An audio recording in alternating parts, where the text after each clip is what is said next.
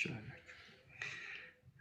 እኔ ትሁት የዋህ ነኝ፣ ኑና ከኔ ተማሩ፣ ረቡኒ ወዴት ትኖራለህ ሲል መታችሁ እዩ የሚል ሐሳብ ነበርና መተን ጌታችንን ህይወቱን በጥንቃቄ ካየነውና ከመረመርነው ምን አይነት አቋም አለው ጌታችን የሚለውን ኢዝሊ አንደርስታንድ ማድረግ እንችላለን ማለት ነው። ስለዚህ ወደ ኢየሱስ ክርስቶስ ስንመጣ የጌታችን ህይወት በጸሎት የተሞላ ነው። እንደውም ጸሎት ምንድን ነው የሚለውን ዲፋይን ከማድረጋችን በፊት አላስችል ብሎኛል እና እችን ተናግሬ ዲፋይን ወደ መጀመሪያ ዲፋይን ስለምናደርግ የኢየሱስ ህይወት ከጸሎት እስከ ጸሎት፣ አገልግሎቱ ከጸሎት እስከ ጸሎት። ለመጀመሪያ ጊዜ ጌታ ጸለየ የሚለውን የምናነበው የተጠመቀ ጊዜ ባይብል ገና ስንገልጥ እድሜው 30 በሞላ ጊዜ ኢየሱስ ተጠመቀ ይላል። ከውሃ ከወጣ በኋላ ሲጸልይም ይላል መንፈስ ቅዱስ በርግብ አምሳል በኢየሱስ ላይ አረፈ ይላል። እምወደው ልጅ እርሱን ስሙት የሚል ድምፅ ከሰማይ ሰማይ ተከፍቶ መጣ ይላል። ሰው በክርስቶስ ኢየሱስ ሚኒስትሪ ውስጥ the first action ምን ነበር? ፕሬይ ማድረግ ነበር። የመጨረሻ ኢየሱስ ምን አደረገ? the final ነገር ከስቅለትና ከመያዙ በፊት በጌተሰመኒ ይጸልይ ነበር።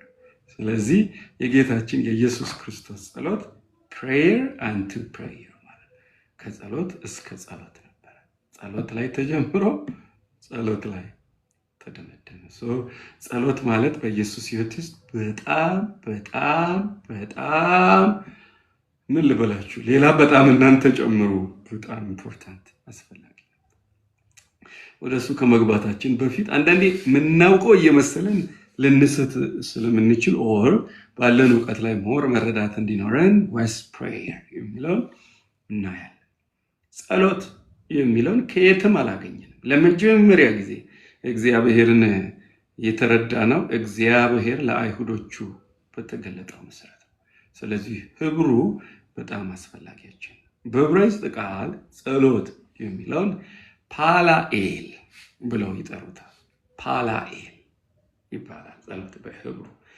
ፓላ ማለት መውደቅ ሲሆን ኤል ማለት እግዚአብሔር ነው። ኤል እግዚአብሔር እንደሆነ ሁላችን ኤሎሄ፣ ኢየሱስም ኤሎሄ ያለ ኤል ኤሊዮን፣ ኤል ሮኢ እያለ ኤል የሚለው የጌታችን ስም ናት። ስለዚህ ፓላኤል፣ ፓላ ማለት መውደቅ ሲሆን ኤል ማለት ደግሞ እግዚአብሔር ወይም አምላክ ማለት ነው። ስለዚህ ፓላኤል የሚለው ቃል ሲተረጎም በእግዚአብሔር ፊት ወደ መሬት መውደቅ፣ ፌል ዳውን ቱ the ground in the presence of God። በእግዚአብሔር ፊት ፌል ዳውን ማለት what prayer is ፌል ዳውን to the ground in the presence of God። ስለዚህ እኔ እግዚአብሔር ፊት ላይ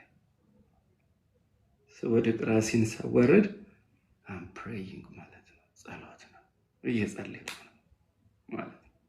እግርም ዋው በሰው ፊት መውደቅ መዋረድ ነው። በሰው ፊት መውደቅ እፍረት ያመጣል። በሰው ፊት መውደቅ ማነስ ነው። በእግዚአብሔር ፊት መውደቅ ግን ጸሎት ነው። እንዴት ይባረካል መሰላችሁ ቃል ራሱ።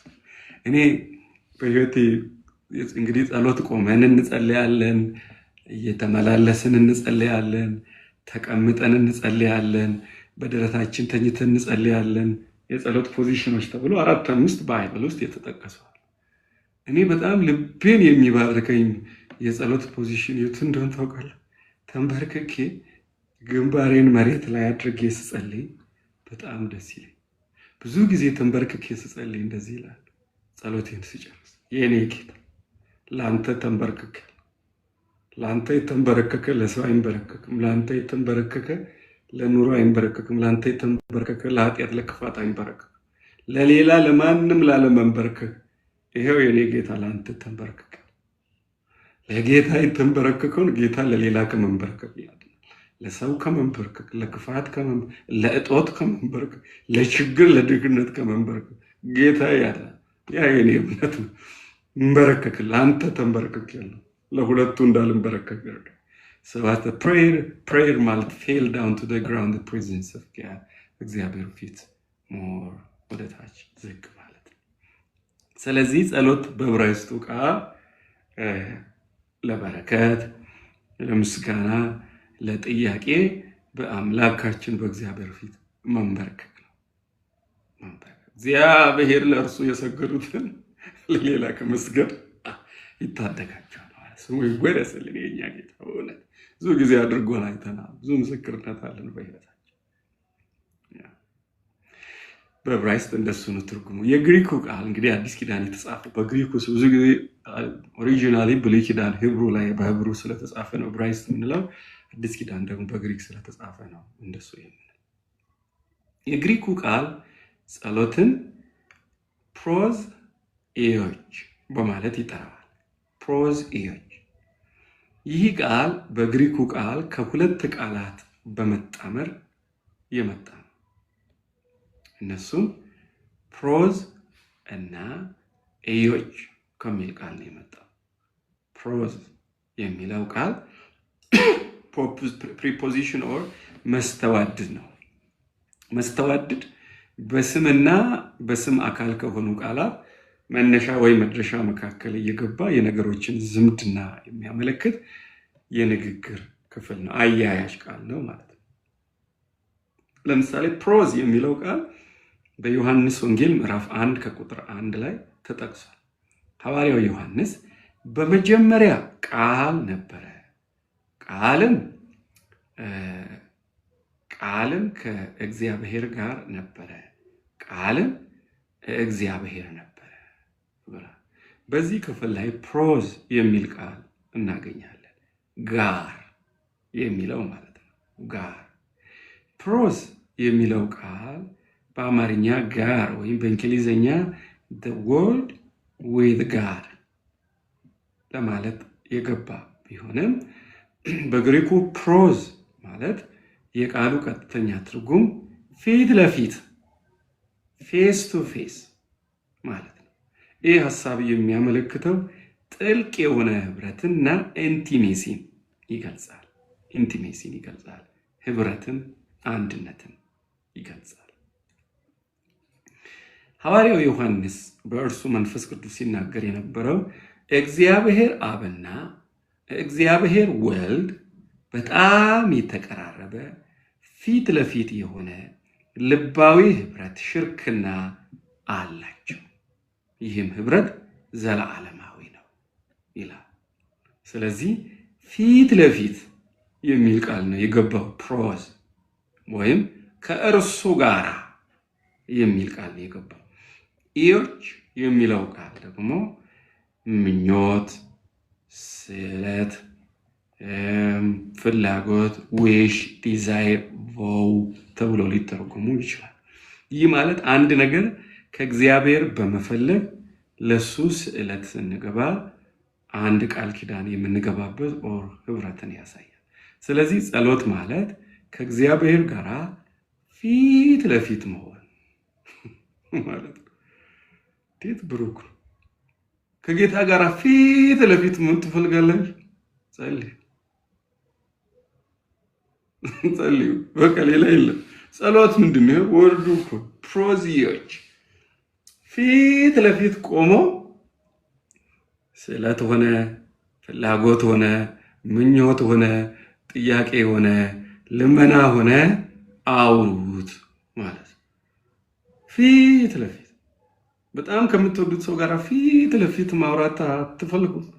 የእናንተን ችግር ከሚፈታ ሰው ጋር አግኝቼ ላወራ እፈልጋለሁ አይደል? የምትፈልጉት በጣም እኔ በስልክ አላወራህም፣ አግኝቼ በአካል ላወራ፣ አይንህን እያየው ለማወራው ነገር ምን አይነት ሪአክሽን ካንተ እንደሚመጣ ማወቅ ፈልግ።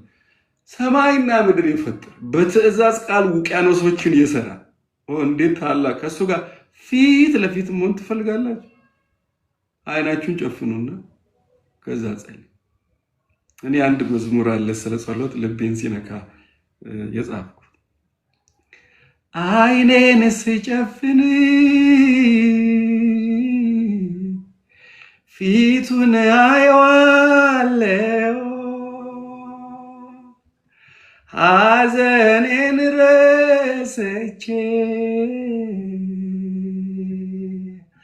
ሐሴት አደርጋለሁ ዝቅ ብዬ ስንበረከክ ክንዱ ክንዴ ይሆናል የማይቻለው ሁሉ በኢየሱስ ይቻላል። መጸለይ መፍትሄ ነው ለኔ መጸለይ መፍትሄ ለኔ ከመለመኔ ቀድሞ ለሚያውቀው ለሚራራው እመጣና ከዙፋኑ ስር እመጣና ደጉን ላመሳጥር እመጣና የከበደኝን ሸክም እመጣና አውርጄው ሁሉንም እመጣና የሚያሳርፈኝ እመጣና አባት አለኝ አባት አለኝ አባት አለኝ ማቅ ለብሼ ባመድ አልቀመጥም ትካዜ ውጡ ባይተዋር አልሆንም በድቅድቁ ጨለማ መሃል ተስፋና ያለው ሁሉ ሲያከተም ይጀምራል አምናለው መጸለይ መፍትሄ ነው ለኔ አሜን። ምንም በቃ በመጨረሻ ነገር just pray ማድረግ ነው። እውነት የመጨረሻ ነገር ጸሎት ነው። ጸሎት ደግሞ ተራ ነገር እኔ በዓለም ላይ ለከበደኝ ነገር ሁሉ የማዋየው አለ። እውቀት ጉድለት የለበትም፣ የአቅም ጉድለት የለበትም፣ የፍቅር ጉድለት የለበትም። እስቲ የጌታዬ ላይ ምንድነው እንከን? የለም። ይጠላኛ ፍቅሩን በመስቀል አረጋገጠ። የአቅም ችግር አለ ኔቨር። ሰማይ ምድር ፈጥሮ ምንድነው የማይችለው? የለም ማይችል ሰው ጸሎት ምንድነው? ፊት ለፊት ከሱ ጋራ ማውራት። እኔ ይሄ በጣም ሲገባ አንዳንዴ ለሱ ለመናገር ሁሉ ያሳ እቺ ነው ላንተ ልንገርህ እላለሁ፣ ግን ለኔ ከባድ ስለሆነ እኔ ጌታ ስማልኝ ይላል። ጌታ ጋር ደግሞ ደስ ይለው ማውራት ይፈልጋል ወይ ነው አሁን ሌላኛው ጥያቄ። I wanted to pray, I wanted to call his name፣ ግን እሱ አቤት ማለት ይፈልጋል፣ ከኔ ጋር ዲል ማድረግ ይፈልጋል ወይ ነው ሌላኛው ጥያቄ። እኔ ይፈልጋል እሱስ ይሄው ተሰላም በበላጭ እንዴት ደስ ይላል መሰላችሁ። እነሆ በደጅ ቆሜ አንኳኳለሁ። ጭራሽ አንኳኳል እሱ ቀድሞ።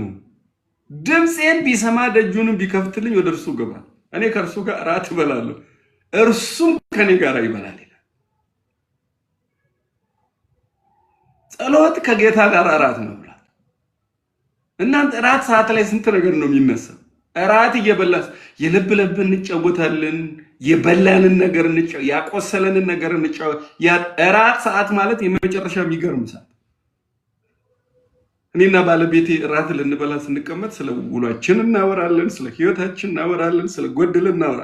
ጸሎት ማለት ከኢየሱስ ክርስቶስ ጋር ለራት እንደመቀመጥ ነው ይተባል።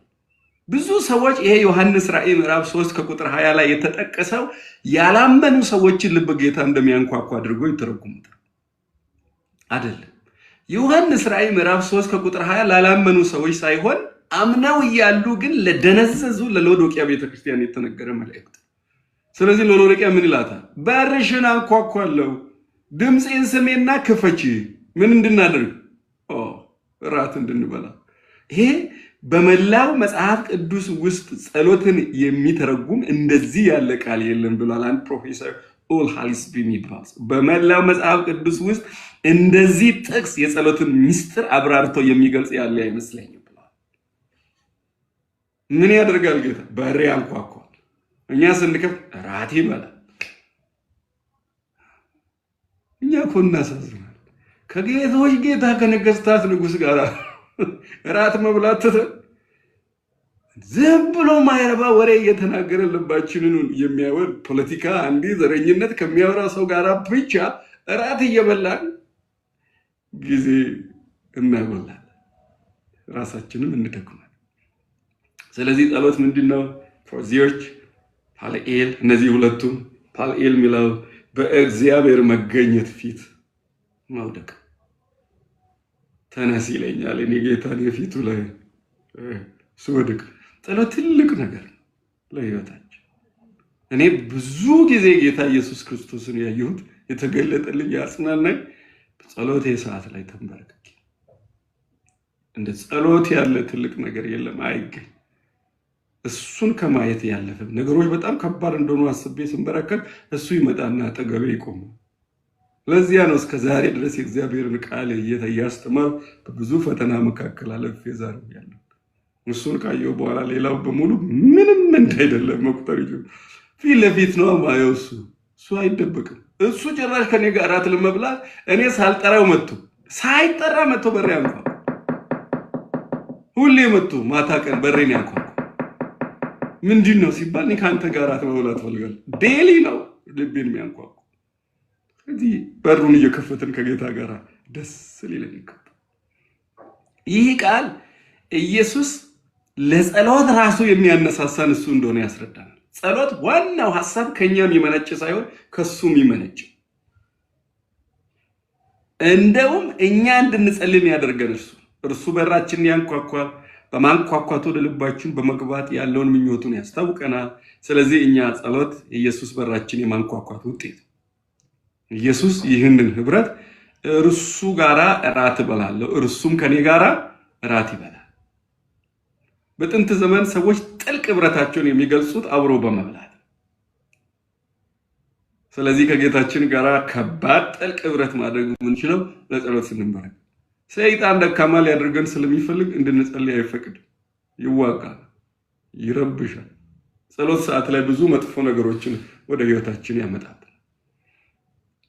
ስለዚህ ከጌታችን ከመድኃኒታችን ከኢየሱስ ክርስቶስም ህይወት የምንማረው ይሄንኑን ህይወት መጸለይ መጸለይ መጸለይ መጸለይ። ምንም የሚያሳስባችሁ ነገር ማወያየት አትፈልጉ። ዝም ብላችሁ ችግር ተሸክማችሁ መዞር የለባችሁ። ከአቅማችሁ በላይ ሲሆን ብቻ ለጌታ እነግረዋለሁ ለጌታ እገልጣለሁ ማለት የለባችሁ። ምንድነው ማድረግ ያለባችሁ? አስቀድማችሁ ስለሚያሳስባችሁ ነገር ሁሉ ጀስት መወያየት እኮ ነው ጸሎት ማለት። የተጠና ነገር መናገር አይደለም። to the point ማለት ጌታ እድሜ እዚህ ድረስ እኔ የሚያሳስበኝ ነገር አለ።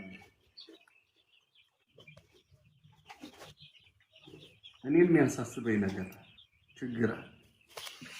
የምስጋና ነው መሰለኝ ያስቸገረን። ጌታ ይባርክ። ስለ ሁሉም የሚያሳስባችሁ ነገር ለእርሱ ለእግዚአብሔር የምናወራበት ነው ጸሎት። አውሩት ከጌታ ጋር። እንዲህ የሆነ ነው።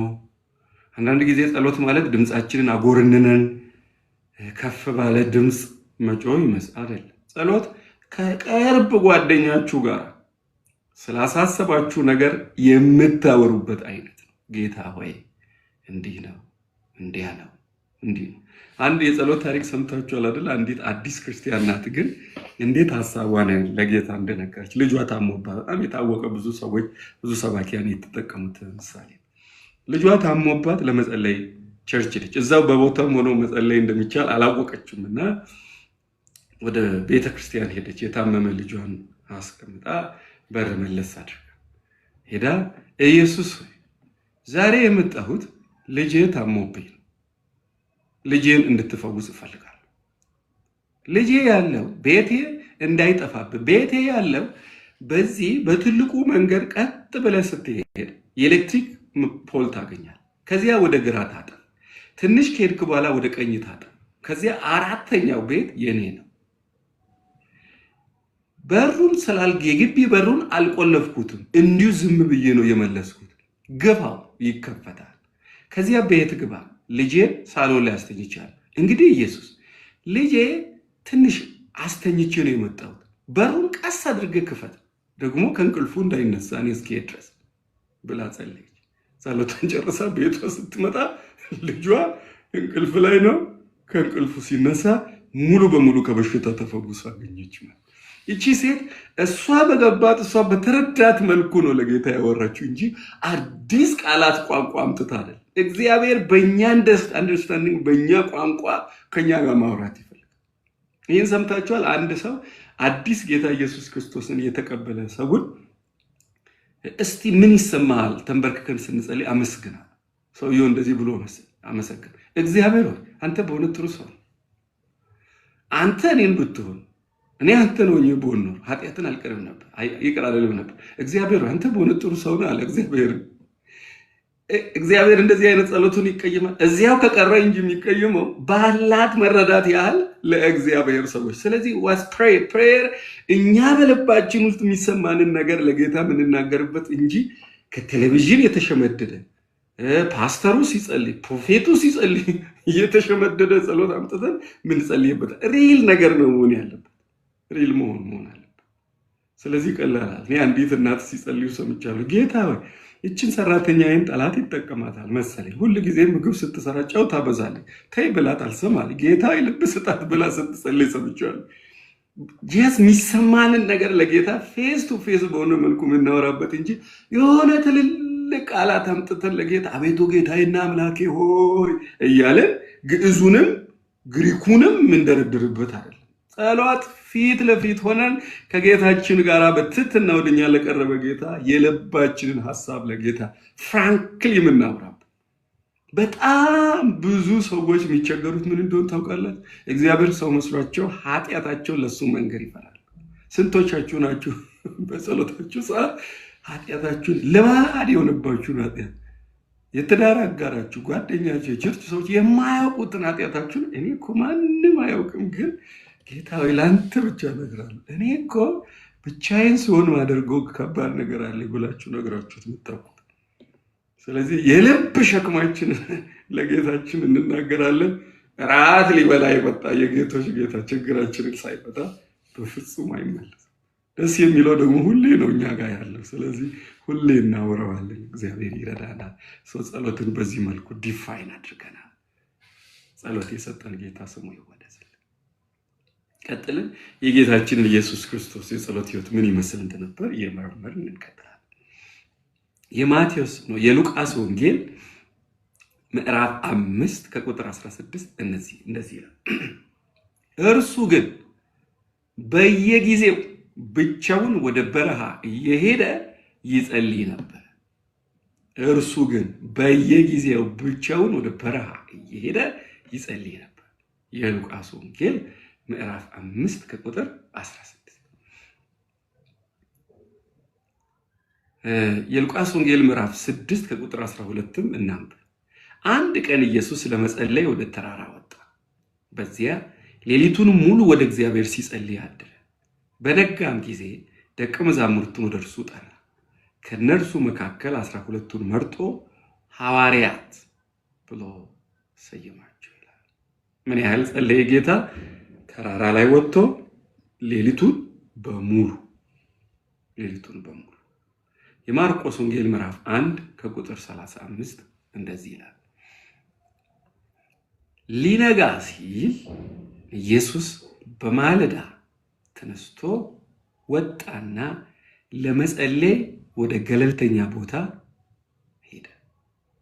ሶስት አይነት ጥቅሶችን አይደል ሶስት ጥቅሶችን አይደል ያነበብነው ብቻውን በየጊዜው በረሃ እየሄደ ይጸልይ ነበር የት ሄዶ በረሃ ሄዶ ሉቃስ 5:16 ሉቃስ 6:12 ምን ይላል ለመጸለይ ወደ ተራራ ወጣ ሌሊቱን ሙሉ ወደ እግዚአብሔር ሲጸልይ አደረ ማርቆስ ደግሞ 1:38 ምን ይላል ሊነጋ ሲል ይሄ ደግሞ የማለዳ ጸሎት ነው አገልግሎት ከመጀመሩ በፊት ፕሪች ከማድረጉ በፊት ሰዎችን ከመፈወሱ በፊት ኢየሱስ ብቻውን ገለልተኛ ቦታ ሄዶ ጸለየ ይላል ሊጸልይ ሄደ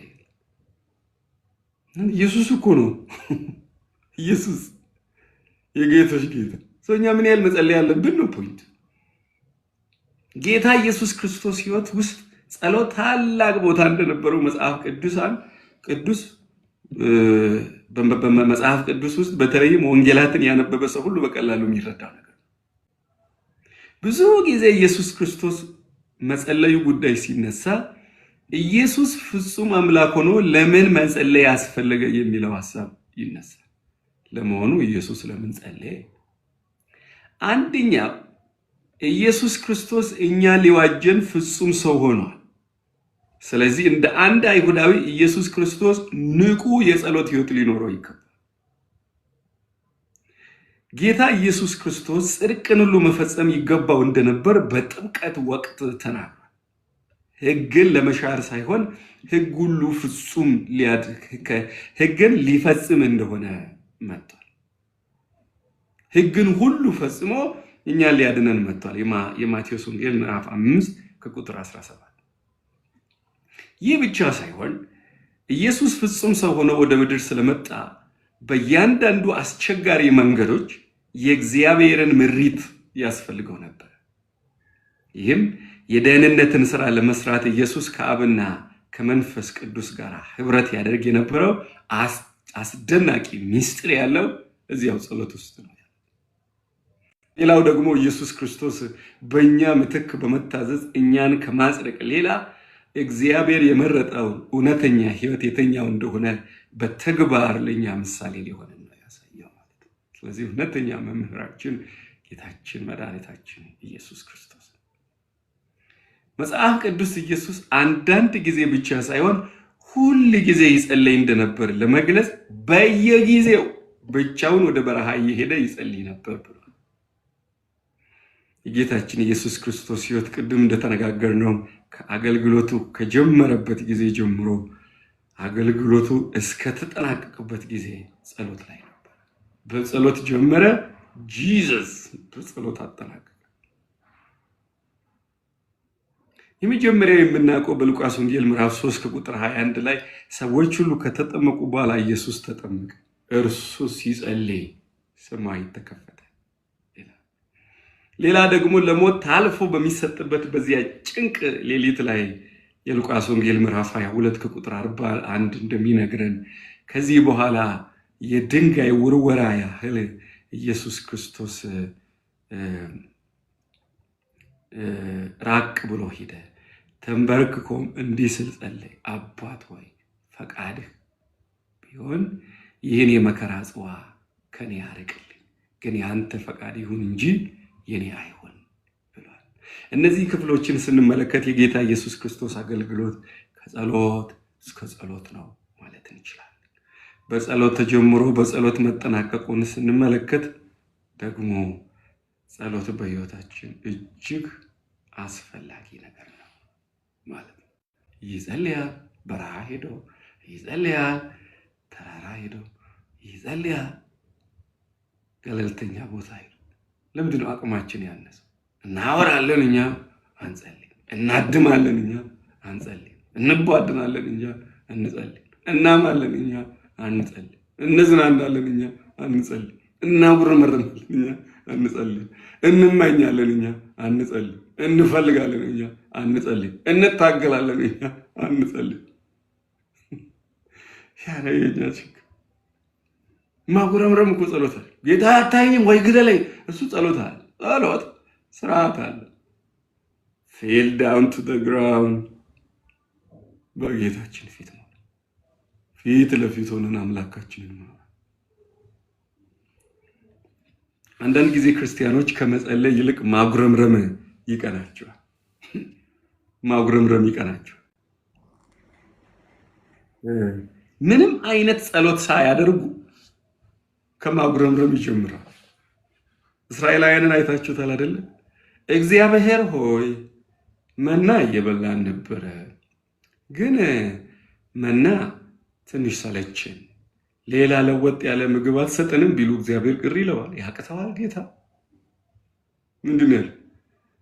እንሞት እንደዚህ ምድረ በዳ መጣችሁ፣ ከዚህ አጸያፊ ምግብ በስተቀር በፊታችን ሌላ የለም፣ አልቃሹ ምን ወደ ግብፅ እንመለስ። እግዚአብሔር ተቆጣ፣ ሞቱ፣ ገሰጻቸው። በቁጣ አይደለም።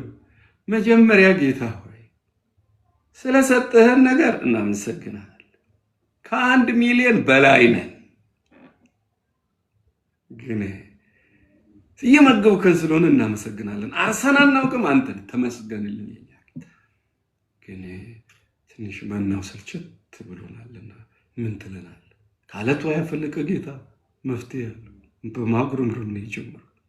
ከኢየሱስ ክርስቶስ ሕይወት የምንማረው ፕሬይ ፕሬይ ፕሬይ ኤንድ ፕሬይ፣ አሁንም መጸለይ የሚለውን ሕይወት ነው። ይቅርታ አንድ ጊዜ። ስለዚህ ሁል ጊዜ የመጸለይን ሕይወት ነው ከጌታችን ከኢየሱስ ክርስቶስ የምንማረው ማለት ነው። አንድ ሰው እንደዚህ ብሏል። አርኤ ቶሬ የተባለ ሰው ኢየሱስ ገና ሲነጋ እንዲሁም ምሽቱን በሙሉ ጸልዩ። ኢየሱስ እጅግ አስፈላጊና ከባድ የሆኑ ነገሮች ከመሆናቸው ቀድሞ እና ከሁሉ በኋላ ጸልዩዋል። ሕይወት ውጥረት ውስጥ ከመግባቱ አስቀድሞ ሁሉ ኢየሱስ ይጸልይ ነበር። 2 የጸሎት ልምምድ አለው ኢየሱስ። ሊነጋ ሲል ምንም ከመሆኑ ቀድሞ ይጸልያል።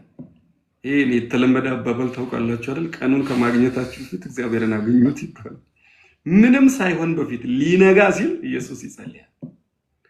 አገልግሎቱን ውሎ ብዙ ነገር በሕይወቱ አልፎ አንዳንዴ ተቃውሞ፣ አንዳንዴ ጥሩ ነገር፣ አንዳንዴ ድንጋይ ሊወረውሩበት ሞክሮ አልፎ ሁሉ ነገር ካለቀ በኋላ ማታ ጌታችንን ተራራ ላይ በጸሎት ላይ ታገኙታላችሁ። ኢየሱስ ገና ሲነጋ እንዲሁም ምሽቱን በሙሉ ጸልዩ። ኢየሱስ እጅግ አስፈላጊና ከባድ የሆኑ ነገሮች ከመሆናቸው ቀድሞና ሁሉ ከሆነ በኋላ ደግሞ ጸልዩ። ሕይወት ውጥረት ውስጥ ከመግባቱ አስቀድሞ ሁሉ ኢየሱስ ይጸልይ ነበር። ስለዚህ መጸለይ is the principle of Jesus። እሱ በምድር በነበረበት ጊዜ ሁሉ ማለት ነው። ስለዚህ ከመሆኑ በፊት እንጸልይ፣ ከሆነም በኋላ እንጸልይ። ጸሎት ኢየሱስ ክርስቶስ ሕይወት ውስጥ ትልቅ መሳሪያ ከሆነ በእኛ ሕይወት ላይ ምን ያህል ታላቅ ይሆናል? መጽሐፍ ቅዱስ ኢየሱስ ብዙ ይጸልይ እንደነበርና ጸሎቶቹ እጅግ ጠለቅ ያሉ ረዘም ያለ ጊዜ የወሰዱ እንደሆኑ በተደጋጋሚ ይነግረናል። ምን ያህል ነው ኢየሱስ የጸለየው? የማቴዎስ ወንጌል ምዕራፍ 4 ከቁጥር 2 እዚያም 40 ቀንና 40 ሌሊት ከጾመ በኋላ ተራበ። ኢየሱስ 40 ቀን በሙሉ ያለምንም እህል ጾሟል። አንዳንድ ሰዎች ውሃ ጠጥቷል ይላሉ፣ ግን ምድረ በዳ ላይ ከየት ውሃ ጠጣ? ተራበ ተጠማ ስለማይል ይላል። ብዙ ኤቪደንስ ያለው አይዲያ አይመስለኝም።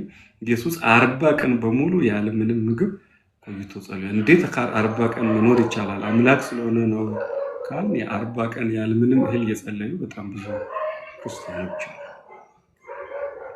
የሉቃስ ወንጌል ምዕራፍ 6 ከቁጥር 12 አንድ ቀን ኢየሱስ ለመጸለይ ወደ ተራራ ወጣ። እዚያ ሌሊቱን ሙሉ ወደ እግዚአብሔር ሲጸልይ አደረ። መጽሐፍ ቅዱስ ኢየሱስ ክርስቶስ ብዙ ጊዜ እንደጸለየ ይናገራል። ነገር ግን ምን ብሎ እንደጸለየ በግልጽ አይነግረንም። ሌሊቱን በሙሉ ምንድነው የሚጸልየው? አናውቅም። 40 ቀንና ሌሊት ምንድነው የጸለየው? አልተመዘገበም፣ አናውቅም። ከጸሎቶቹ መካከል ግን ጥቂቶቹ ተመዝግበዋል። ተመዝግበዋል። የክርስቶስ ጸሎቶች ኢየሱስ በግልጽ የተናገራቸው፣ በቃል ያወራቸው፣ ሰዎች የሰሟቸው። የማቴዎስ ወንጌል ምዕራፍ 11 ከቁጥር 25 እግዚአብሔር ለሰዎቹ ስለገለጠው ነገር አመስግኖታል። ኢየሱስም ወደ ሰማይ አይኑን አንስቶ ቃተተ ይላል። ቃተተ ማለት ይሄ በረጅሙ መተንፈስ እንደማለት ነው። የግሪኩ ቃል ምኑን ነው የሚገልጸው? ቃተተ፣ ሎንግ ብሪዝ አደረገ። ከዚያ አባት ሆይ ከጥበበኞችና ከአስተዋዮች ይህንን ሰውረን ለሕፃናት ስለገለጥክላቸው አመሰግናለሁ። አንዱ የክርስቶስ ኢየሱስ ጸሎት ውስጥ ታላቅ ምስጋና አለ። ምን?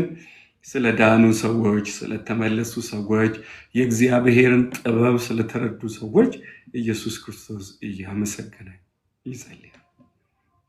ሌላኛው ዮሐንስ ወንጌል ምዕራፍ 11 ከቁጥር 41 እስከ 42 አልዓዛርን ከሞት ከማስነሳቱ አስቀድሞ ጸልያል። አባት ሆይ አንተ እንደላከኝ እዚህ ያሉቱ ያውቁ ዘንድ እላለሁ፣ አንተ አልዓዛር ውጣ አለ። ኢየሱስ አንዱ ጸሎቱ እርሱ እንደላከው በምድር ያሉ ሰዎችና አይሁዶች እንዲሁም ጌታ የሚጠራቸው በሙሉ እንዲያውቁ ልቦናቸው እንዲከፈት ኢየሱስ ክርስቶስ ጸልያል። የማቴዎስ ወንጌል ምዕራፍ 17 ሙሉን ምዕራፍ ኢየሱስ ክርስቶስ ስለተከታዮቹ ጸልያል። የሉቃስ ወንጌል 22 እስከ 39 እስከ 46 የጌተሰመኒ ጸሎት የምንለው ጸሎት አለ። ብትፈቅድ ይህ ጽዋ ከኔ ይለፍ እያለ ኢየሱስ ከፊት ለፊቱ ካለው ከመስቀል ጋር ሲጋፈጥ የጸለየው ጸሎት ተመስግኗል። ሌላኛው የሉቃስ ወንጌል 23 25 ማቴዎስ 27 46 እንዲሁም 23 46 ላይ የመስቀል ጸሎቶች የምንላቸው የሚያደርጉትን አያውቁም ይቅር በላቸው አባቴ አባቴ ስለምን ተውከኝ እያለ ኢየሱስ ክርስቶስ የጸለየው ጸሎት ነው። በሌሎች ክፍሎች ላይ ኢየሱስ እንደጸለየ እንጂ ምን ብሎ እንደጸለየ አናውቅም። ስለዚህ ይሄ ምን ትምህርት ያሳየናል? አትጩ ስትጸልዩ፣ አታስሙ ስትጸልዩ። ጌታ 40 ቀን በሙሉ የጸለየው ጸሎት አልተመዘገበም። ጸሎታችሁን አታስመዝግቡ የሚል መልእክት ያስተላል። ሌሊቱን በሙሉ የጸለየው ጸሎት ምን እንደሆነ አይታወቅም። ምን እንደጸለያችሁ አይታወቅም። በመጽሐፍ ቅዱስ ውስጥ 3 ነገሮች በሚስጥር እንዲሆኑ ተነግረዋል አይደል? ለማንም እንዳናሳያቸው። አንደኛው ምጽዋት። ምጽዋት ማለት ለድሃ የምንሰጠው። አንዳንዴ ቸርች ውስጥ ምጽዋት ይላሉ ሰዎች። ምጽዋትና መባ መለየት አለበት። ምጽዋታችሁን በድብቅ አድርጉ ነው ያለው እንጂ መባችሁን አላለም። ቀኝም ያውቆን ግራ ይወቅ የተባለው ምጽዋት መመጽዋት ከሚል ነው የመጣው። ለሚለምን ሰው የምንሰጠው ነገር። አታስጩሁ፣ መለከት አታስነፉ አለ ጌታችን። አታስጩሁ፣ እናንተም ሰውን ለማሳየት ምንም አይነት ጥረት አታደርጉ ነው የተባለው። ምጽዋት በድብቅ ይሁን ነው የተባለው። ሁለተኛ ምንድነው በድብቅ ይሁን የተባለው? ጸሎት። አንተ ስትጸልይ ወደ እልፍኝ ግባ፣ በርህንም ዝጋ፣ በስውር ወደሚያይ አምላክ በስውር ጸልይ፣ እርሱ በግልጥ ይከፍላል። ሶስተኛ ምንድነው በድብቅ አድርጉ የተባለው? ጾም። አንተ በምትጾምበት ጊዜ ተቀባባ፣ ጾመኛ መሆንን አታሳይ፣ ሐዘንተኛ ልብስ አትልበስ፣ እየጾምክ እንደሆነ አታሳውቅ። 3 ነገር በሚስጥር አድርጉ የተባለ የተሰጠ። እንዲህ አላደርግም ካልክ፣ አስጮሃለሁ አሳያለሁ ካልክ ዋጋህን በምድር ተቀብለሃል ይላል። በር ከዘጋን ድምፅ መዝጋት አለብን አይደል? የግሩፕ ጸሎት ከሆነ ለመደማመጥ ለመስማት ስንል ለመደማመጥ ስንል ድምፃችንን ጮክ አድርገን እንጸልያለን። ነገር ግን ጸሎታችን የግል ከሆነ በር ዝጉ ከተባለ ድምፅም ዝጉ ማለት ነው። አንዳንድ ሰዎች ለብቻቸው በር ዘግተው ሲጸልዩ ጌታዬና አምላኬ ሆይ ብለው በአራተኛ ግቢ እንደሚሰማ ይጮሃል። በር የዘጋንበት ዓላማ ምንድን? እየጸለይን እንደሆነ ማንም እንዳያውቅ። ስለዚህ በር ከዘጋችሁ ድምፅም ዝጉ። አንዳንድ ጊዜ ሰዎች ሊያከራዩን ፈልገው ጴንጤ ካከራዩት ይጮሃል። መጮህ የለብን፣ የሚያስጮህ ነገር የለም። እግዚአብሔር ጆሮ አያመው፣ ይሰማናል። በልባችን የምንጸልየውን በሙሉ ይሰማል። እኛ ስለማያረካን እንጂ ምንጮህ። እስቲ አስቡ እናንተ አጠገቤ ተቀምጣችሁ ፊት ለፊት ጸሎት ፊት ለፊት እናንተን እያየሁ ምን መሰለህ እኔ አንተን የፈለኩት ብዬ ከጮኩኝ ወይኔ ጆሮ ያመኛል ወይ ደግሞ የሚጮህ ሰው አእምሮ ልክ አይደለም። ስለዚህ በሚስጥር አድርጉ ነው የተባለው። ጀስ በሚስጥር ማለት በሚስጥር አድርጉ ነው የተባለው። ከዛ ውጪ የግሩፕ ጸሎት ደግሞ እኛ መደማመጥ በምንችለው መጠን መጸለይ ይኖርብን። መጸለያችሁን ለማንም አታሳዩ፣ መጾማችሁ ለማንም አታሳዩ፣ ምጽዋታችሁ ለማንም ይሄ ትእዛዝ። አይ አስተያየት የለም እዚህ ውስጥ በቃ ይሄ ትእዛዝ ነው። ድብቅ አድርጉ፣ በቃ መደበቅ ለታይታ አታድርጉ። እንደዚህ ስናደርግ አንዳንዴ ለምን ሆኖብን የምናደርገውን ጌታ ይቀበልናል። እሱ ሞቲቫችንን ስለሚያይ። ነገር ግን እንደዚያ ማድረጋችን ለታይታ ሊሆን እንደሚችል ደግሞ ይገመግማልና ብዙ ጊዜ ጸሎት፣ ጾም፣ መስጠት ምናምን በክርስቲያን ኮሚኒቲ ውስጥ አፕሪሺየት የሚደረግ ተግባር ስለሆነ ሰው ሁሉ ያንኑን ለማሳየት ይፈልጋል። ያ ደግሞ ችግር ውስጥ ይከተል። ሳንጠየቅ ነው የምናወራው። ጭራሽ አልከሳው እንላለን። ኧረ አልከሳ አተው ትንሽ ከሳው። ኧረ አልከሳ ትንሽ ከሳ አላልኩም። ወዜ ትንሽ አልደረቀም። ምን ሆነ ነው ካል ጾም ጸሎት ውስጥ ነበርኩ እኮ ብለን ነው ጭራሽ የምናው። አልከሳም ሲባል ከስተሃል በለኝ ብለን ነው የምናው። ትንሽ ጉልበቴን አመመኝ። ምን ሆነ? ሰሞኑ 15 ቀን ብርቅ ላይ ነበር ነው ምንለው።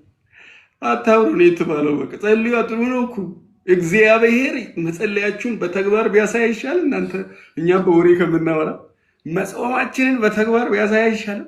መንበርከካችንን እሱ በስራ ቢያሳይ፣ የጾምንበትን ጉዳይ የጸለይንበትን ጉዳይ እሱ ፈርዶ ቢያሳየን አይሻልም? እኔ እሺ ጎበዝ ክርስቲያን ነው። ከዛስ ምንድን ነው የሚገኘው?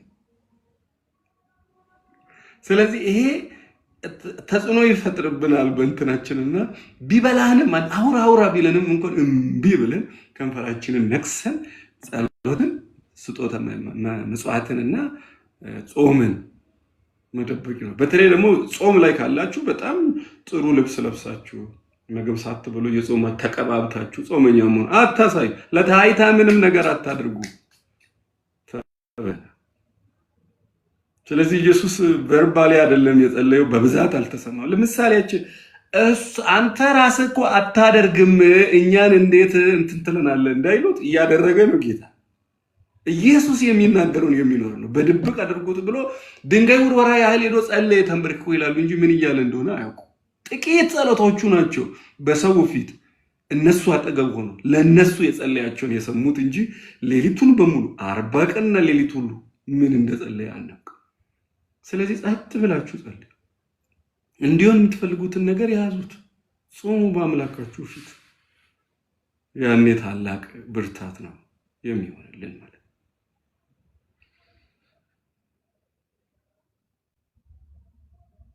ለምሳሌ 5000 ሰው በ2 እና በ5 እንጀራ ከመገበ በኋላ ኢየሱስ ለጸሎት ወደ ተራራ ወጣ። የማቴዎስ ወንጌል ምዕራፍ 14 ከቁጥር 23። ህዝቡንም ካሰናበተ በኋላ ለመጸለይ ብቻውን ወደ ተራራ ወጣ። በመሸም ጊዜ ኢየሱስ እዚያ ብቻውን ነበር። እነዚህ ክፍሎች ኢየሱስ ክርስቶስ ብቻውን እጅግ ይጸልይ እንደነበር ይናገራል። ስለዚህ ብቻውን ይጸልያል። ብቻውን ይጸልያል።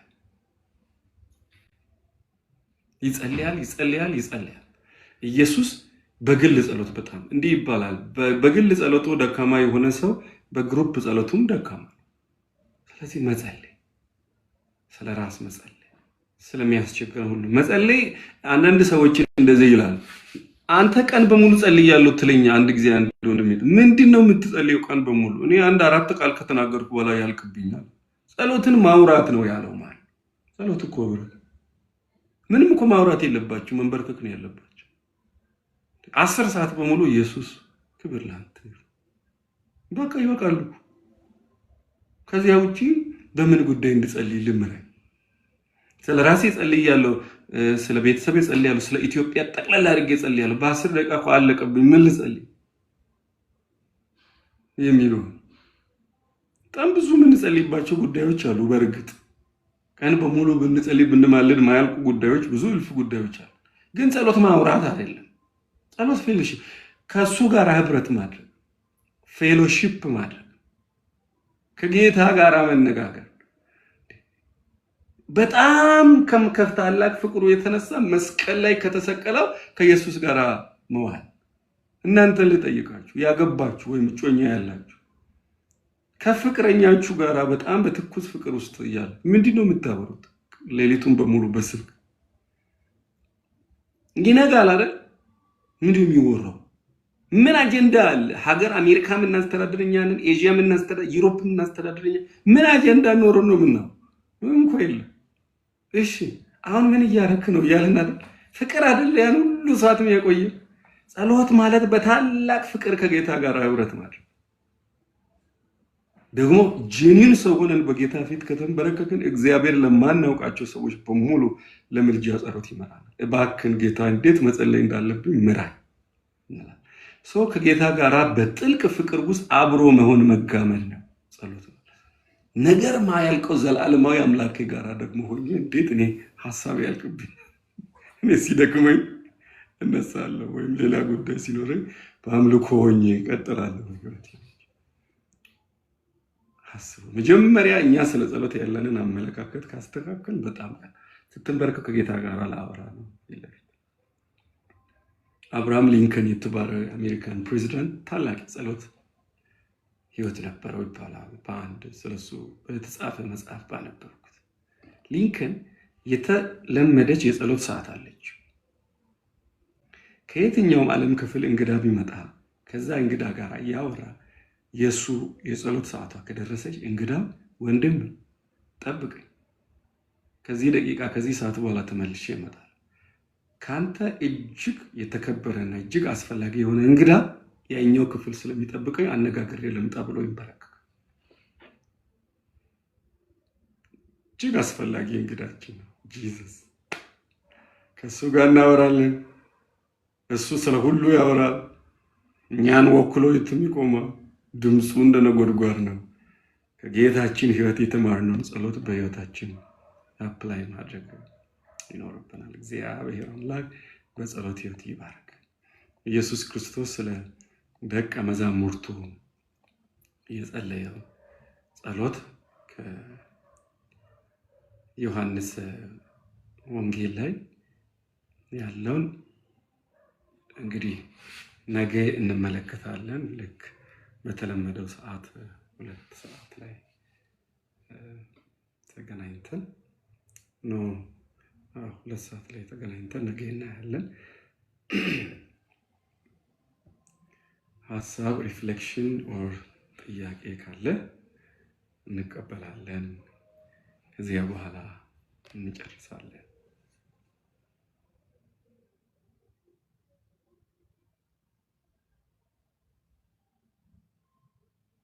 ምን አላችሁ? ጌታ ምን ተናገረ? ምን ሰማችሁ? ዛሬ ምን ልባችሁ ነካ? ምን ቻሌንጅ አደረገ? ኦር ደግሞ ኤኒ ኩዌስችን ካለ ከእናንተ 10 ደቂቃ አለችን። በዛችሁ ሪፍሌክሽን እንሰማለን።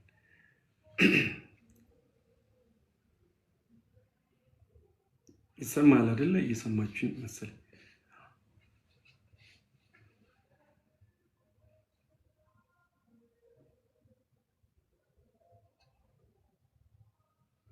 ኦኬ እሺ። ቴንክ ዩ አንዬ፣ በጣም ድንቅና አስፈላጊ የሆነ ትምህርት ነው። ቴንክ ዩ ተባረክ ስላልከኝ መሳይ የዲ ቴንክ ዩ ይሰማል። እሺ ሀሳብ ካለ ሪፍሌክሽን ካለ ጌስት ውስጥ ያላችሁ ለማውራት የሚመች ቦታ ካላችሁ ኦር እታችሁ ናችሁ እያዳመጣችሁ ያላችሁ ሀሳብ ጥያቄ ካላችሁ 1 ቁጥር ጽፋችሁ መምጣት ትችላላችሁ።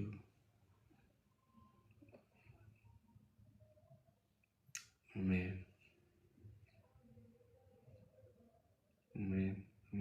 you. Amen. Amen. Thank you. Thank you.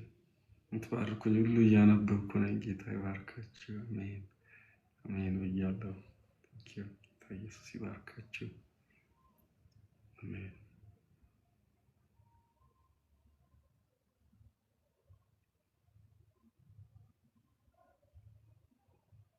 አሜን።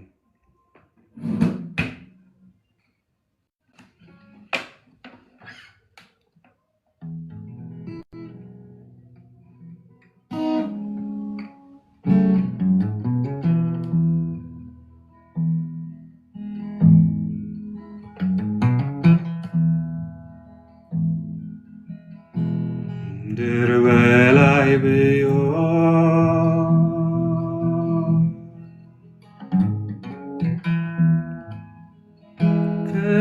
ከሰማይም በታች መግባት መውጣታችን ዘወትር ተመልካች እንደ ኢየሱስ ያለ ማንን አገኛችሁ? የሕይወት ዋስትና ቤዛም ይሆናችሁ። ሃሌሉያ። በእምነት ኖራለሁ፣ ጌታዬን አውቃለሁ፣ የኔን ጽኑ አምባ ተጠግቼዋለሁ። ወጀቡ ሳልፈራ ታግዬ እረታለሁ። የክብር ሽልማቴን ከእጁ እረከባለሁ። ለነገ አይጨንቀኝም ጭጋግ ቢሸፍነን ወይኑም ቢጠወልግ አሮሮም ቢያሰጋ ለእግሬ መብራት ነህ ቃሉ በእጄ ያለው የተፈጥሮ አዛዥ ኢየሱስ ያው ነው። ሃሌሉያ። የኔ አባት ለነገ አይጨንቀኝም ጭጋግ ቢሸፍነን ወይኑም ቢጠወልግ አሮሮ ቢያሰጋ የእግሬ መብራት ነው ቃሉ በእጄ ያለው የተፈጥሮ አዛዥ ኢየሱስ ያው ነው።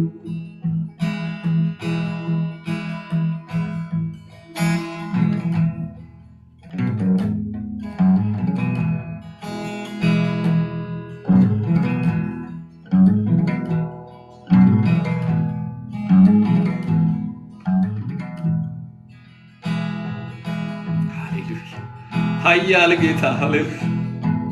ገናና ኢየሱስ ሃሌሉያ። ስም ይወደስ፣ ስም ይወደስ፣ ስም ይወደስ፣ ስም ይወደስ። ልቤን የሚያንኳኳ ልዩ አምላክ ከምድር በላይ ቢሆን ከሰማይ በታች መግባት መውጣታችን ዘወትር ተመልካች